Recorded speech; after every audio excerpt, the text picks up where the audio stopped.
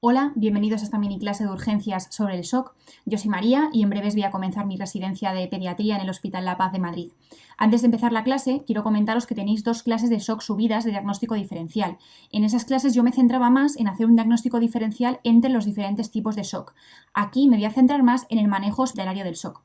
Vamos a ello. ¿Qué es el shock? El shock es un desequilibrio entre el aporte y la demanda de oxígeno, que produce una mala perfusión e hipoxia en los órganos y tejidos, y esto persiste a pesar de una correcta fluidoterapia y puede llevar al fracaso multiorgánico por el daño celular irreversible.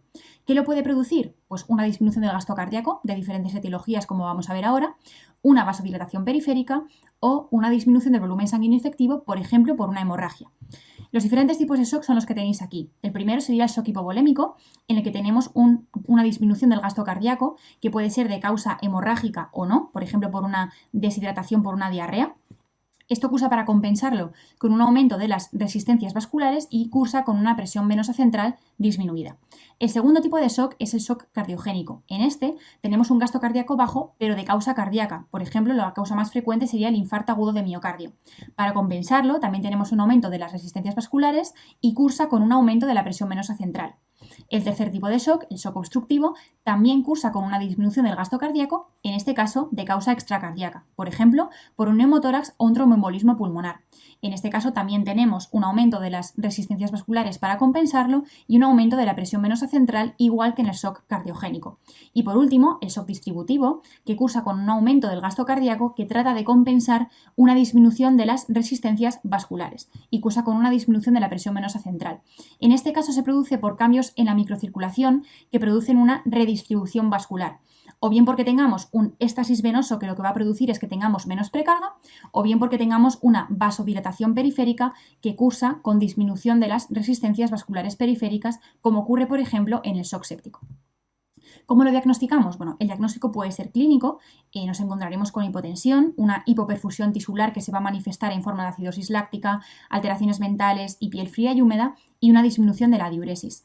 También tenemos que hacer un electrocardiograma, analítica completa y radiografía de tórax y de abdomen. Lo que nos interesa ahora es el manejo en urgencias. El objetivo del tratamiento del shock es restaurar la perfusión y el aporte de oxígeno a los tejidos. Para ello es muy importante hacer una correcta monitorización hemodinámica mediante la tensión arterial, diuresis, electro y la presión venosa central. Si la presión venosa central está baja, nos orienta a una disminución del volumen, por ejemplo, por un shock hipovolémico o por un shock distributivo, mientras que si está aumentada nos orienta a un shock más cardiogénico. También hay que hacer una monitorización respiratoria mediante saturación de oxígeno y gasometría arterial, administración de oxígeno y expansión rápida de volumen con una solución isotónica, más o menos en caso de shock hemorrágico, transfusión. Es muy importante obtener una o dos vías venosas periféricas, en caso de que no se pueda, obtener una vía central. Si no es suficiente con el aporte de volumen, ahí es cuando entrarían los vasoactivos, las drogas vasoactivas, como son, por ejemplo, la dobutamina, dopamina, noradrenalina y adrenalina. Acordaros que la noradrenalina es de elección en el shock séptico y la adrenalina es de elección en el shock anafiláctico. Y por último, el tratamiento específico dependiendo del tipo de shock. ¿Qué parámetros valoran la efectividad del tratamiento que nosotros hemos administrado? Pues bien, la corrección del transporte de oxígeno la vamos a ver porque se normalizará la tensión y la saturación de oxígeno. Y la corrección de la perfusión tisular la veremos porque la diuresis mejorará y desaparecerá la acidosis metabólica, es decir, habrá una disminución del lactato, y esto fue preguntado en el MIR 2015. Vamos a ver una pregunta.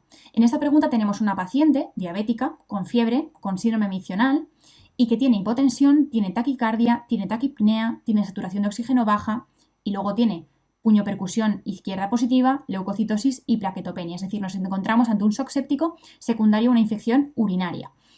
Nos preguntan por la medida inicial cuyo retraso tenga más influencia negativa en esta paciente. Pues bien, lo que no podemos demorar es la administración de antibióticos y estabilización hemodinámica. La ventilación mecánica asistida en este caso no tiene sentido porque no tiene un deterioro respiratorio tan importante como para priorizar esto en este caso. Y las otras tres opciones, es decir, los corticoides, proteína C activada, bicarbonato, dobutamina, no son más que medidas de estabilización hemodinámica y metabólica, con lo cual es más completa la opción 4, administración de antibióticos y estabilización hemodinámica. En el MIR 2019 entró que el vasopresor para mantener la presión de perfusión adecuada en el shock séptico es la noradrenalina.